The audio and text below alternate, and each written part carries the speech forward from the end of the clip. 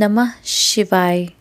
आप सभी दर्शकों को महाशिवरात्रि की हार्दिक शुभकामनाएं। महाशिवरात्रि व्रत में शिवरात्रि व्रत की कथा का पाठ करना बहुत ही शुभ फलदायी बताया गया है। शिव पुराण में बताया गया है कि जाने अनजाने में जो मनुष्य और जीव महाशिवरात्रि का व्रत कर लेता है वह शिव की कृपा का भागी बन जाता है और उससे यमराज के दूत भी दूर रहते हैं। इसलिए महाशिवरात्रि व्रत में शिव भक्तों को महाशिवरात्रि व्रत की कथा जरूर सुननी चाहिए। आइए सुनते हैं महाशिवरात्रि व्रत कथा। पूर्व काल में चित्रभानु नामक एक शिकारी रहता था। वह शिकार करके ही अपने पूरे परिवार का भरण पोषण करता था। उस शिकारी पर साहूकार का कर्ज था, लेकिन वह शिकारी साहूकार का कर्ज सही समय पर नहीं चुका पाया था, जिसके कारण उस साहूकार ने शिकारी को शिव मठ में बंदी बना लिया। संयोग से जिस दिन उस शिकारी को बंदी बनाया गया था उसी दिन महाशिवरात्रि था। साहूकार ने महाशिवरात्रि के दिन ही अपने घर में पूजा पाठ का आयोजन किया था। पूजा के बाद महाशिवरात्रि व्रत की कथा का पाठ किया गया। वह शिकारी भी पूजा और कथा में बताई गई बातों को बहुत ही ध्यान से सुन रहा था। पूजा कार्यक्रम समाप्त होने के बाद साहूकार ने शिकारी को अपने पास बुलाया और उससे अगले दिन ऋण चुकाने की बात कही। इस पर शिकारी ने साहूकार को वचन दिया कि वह उनका ऋण चुका देगा। शिकारी के ऐसा कहने पर साहूकार ने उसे मुक्त कर दिया। फिर वह शिकारी जंगल में शिकार के लिए आ गया। शिकार की खोज करते करते वह शिकारी बहुत दूर निकल गया। अंधेरा हो जाने के कारण उसने जंगल में ही रात बिताने का फैसला किया और एक पेड़ पर चढ़ गया। उस पेड़ के नीचे शिवलिंग था जो बेलपत्र के पत्तों से ढका हुआ था। शिकारी को शिवलिंग के बारे में जानकारी नहीं थी। आराम करने के लिए उसने बेलपत्र की कुछ शाखाएं तोड़ी। इस प्रक्रिया में कुछ बेलपत्र की पत्तियां शिवलिंग पर गिर पड़ीं। शिकारी भूखा प्यासा उसी स्थान पर बैठा रहा। इसी तरह से भूखे प्यासे रहकर शिकारी का शिवरात्रि का व्रत भी हो गया और शिवलिंग पर बेलपत्र भी चढ़ गए। रात के समय एक हिरडी पानी पीने तालाब पर आई।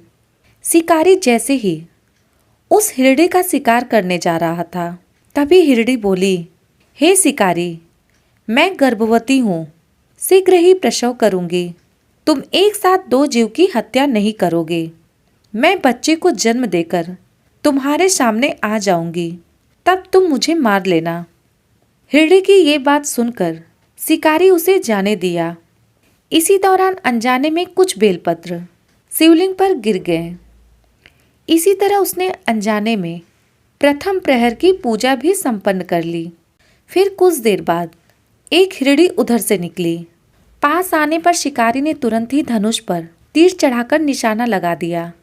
तो उस हिरडी ने शिकारी से विनम्रतापूर्वक निवेदन किया कि हे शिकारी, मैं थोड़ी देर पहले ही ऋतु से निवृत्त हुई हूँ। कामातुर विरहड़ी हूँ, अपने प्रिय की तलाश में हूँ। अपने पति से मिलने के बाद मैं तुम्हारे पास आ जाऊंगी। फिर शिकारी ने उसे भी जाने दिया। इसी दौरान रात्रि का आखिरी प्रहर भी बीत गया। इस बार भी उसके धनुष से कुछ बेलपत्र शिवलिंग पर जा गिरे। इस प्रकार शिकारी द्वारा दूसरे प्रहर की पूजन की प्रक्रिया भी पूर्ण हो गई। इसके बाद शिकारी को तीसरी हिरडी दिखाई दी, जो अपने बच्चों के साथ उधर से गुजर रही थी। शिकारी ने धनुष उठाकर निशाना साधा। शिकारी तीर को छोड़ने वाला ही था कि वह हिरडी तुरंत बोली कि तुम मुझे अभी मत मारो। मैं इन बच्चों को इनके पिता को सौंप कर लौट के आऊंगी। मुझे अभी जाने दो। शिकारी ने ऐसा करने से इनकार कर दिया। शिकारी ने बताया कि पहले ही मैं दो हिरडी को छोड़ चुका हूँ, अब मैं तुम्हें नहीं छोड़ूंगा। फिर उस हिरडी ने कहा कि हे शिकारी, तुम मेरे बात का विश्वास करो, मैं वापस जरूर आऊंगी, मैं वचन देती हूँ। फिर शिकारी को हिरणी की बात सुनकर हिरणी पर दया आ गई। वह शिकारी उसे भी जाने दिया। उधर भूखा प्यासा शिकारी अनजाने में बेल की पत्तियों को तोड़कर शिवलिंग पर फेंकता रहा। सुबह की पहली किरण निकली तो उसे एक मृग दिखाई दिया। शिकारी बहुत खुश हुआ। वह अपना तीर धनुष पर चढ़ा लिया। तभी उस मृग ने शिकारी से कहा कि हे शिकारी, यदि तुमने मुझसे पूर्व आने वाली 3 हिरणियों और बच्चों को मार डाला है तो मुझे भी मार डालो। देर न करो, क्योंकि मैं यह दुख सहन नहीं कर सकता। मैं उन हिरणियों का पति हूँ। यदि तुमने उन्हें जीवन दान दिया है तो मुझे भी छोड़ दो। मैं अपने परिवार से मिलकर वापस आऊँगा। शिकारी ने उसे भी जाने दिया।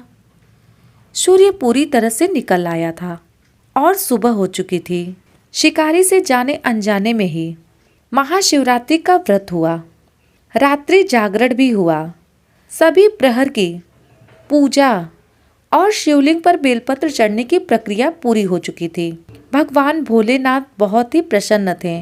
भगवान शिव की कृपा से उसे इसका फल तुरंत प्राप्त हुआ।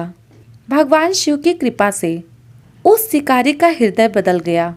शिकारी का मन निर्मल हो गया।